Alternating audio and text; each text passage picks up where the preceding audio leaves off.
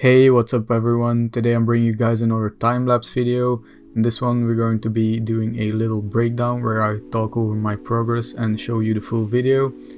I'll be showing you the full video because sometimes I see these breakdown videos and there are always parts where I wonder what happens. They suddenly jump from one step to another and you can't really follow. So therefore I'd like to show you everything so you can see how I complete a project like this from start to finish. So, as you've probably seen in the thumbnail, we're going to be making a Japanese garden. I wanted to change it up a bit and do a bigger project in my usual style, as I do with my smaller artworks, as you can see on Instagram. The process stays pretty much the same as these other big projects I've done on YouTube, but I just wanted to switch it up a little and try something weird and different. Before I start, I usually search for a bunch of references, not only to have a reference for the buildings, but also for colors, style, and just little details or just the overall feeling I'm going for. After that, I usually take my sketchbook and try to envision a composition. This is really rough, just using a rectangle and drawing the positions of the different buildings, just trying to get an image in my head of what I want it to look like. And then I usually jump into Cinema 4D because I really feel more comfortable working with 3D and trying to improvise in 3D with the building positions, but I already have that little sketch in the back of my mind that I work on.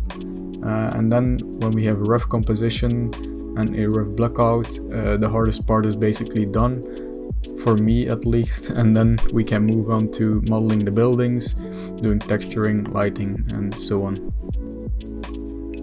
So what you'll see is that I'll be modeling in Fusion 360, starting from the blockout in Cinema 4D. I can work way faster in Fusion 360, not only because I've been using it for a while, but because you start modeling from a solid block. So the thing is, you can easily cut out things and keep everything organized and change everything afterwards. Because in Cinema 4D you're working a little destructive. I like to work in Fusion 360. The topology isn't as nice, but the things I need I can get from it and it works perfectly fine. I don't need this perfect topology because I'm not working for games or movies. So I'm totally okay with this workflow. It's a little bit tedious because you constantly have to switch between the programs, but I'm already used to it, and working in Fusion is faster anyway, so the little bit of time that I use switching from one program to another isn't that bad. I'm also thinking already on how I'm going to separate these buildings into different objects, because later when I start texturing I want to UV unwrap almost every building, so I need to keep in mind which models I want to keep together, and then I'll just put them all together into Cinema 4D. In the meantime, you've already seen me struggle with these roof tiles. I really wanted them to look good, and it's not as easy as you'd think because these surfaces bend in two ways and it's really hard to project these tiles on there. So I just placed them all by hand basically, and I spent like 3 or 4 hours on that. Eventually I figured it out and it's all fine, so it was worth the struggle.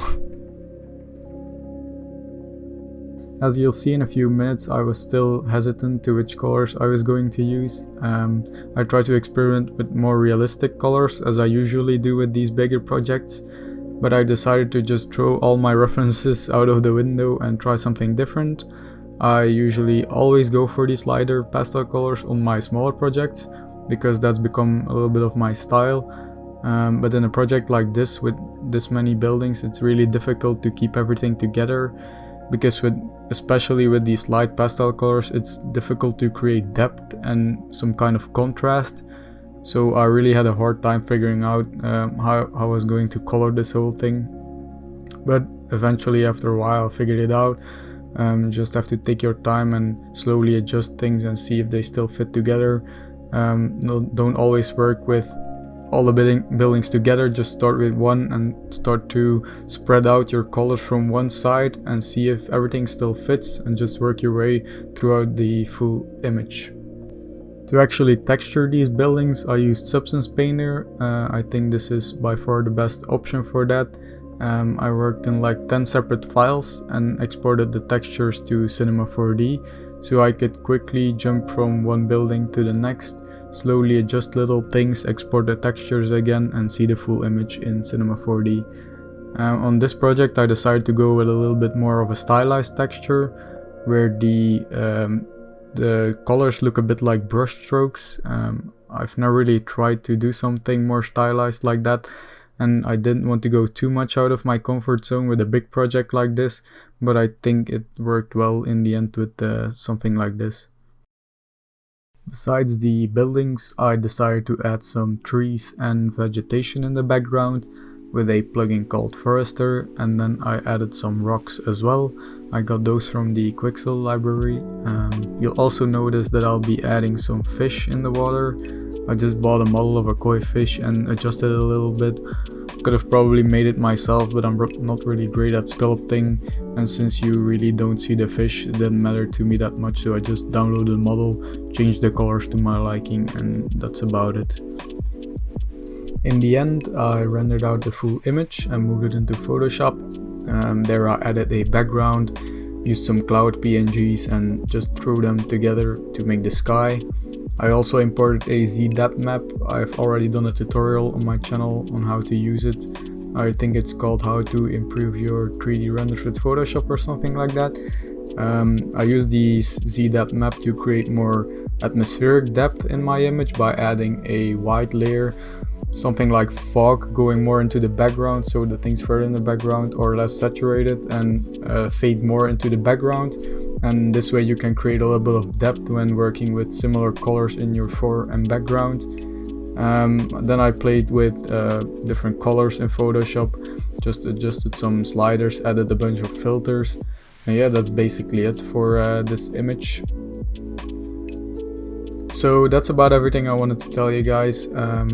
I'll leave you with the rest of the time lapse and a little bit of music, and I hope you like the final outcome. I worked around 3 to 4 weeks on this, with about 30 to 40 hours of working on the project itself, including finding references, doing a little sketch and stuff like that. As I usually say in my YouTube videos, I really enjoy making these. I also really enjoy watching these videos myself, so I really hope to post 1 or 2 more of these videos in the summer.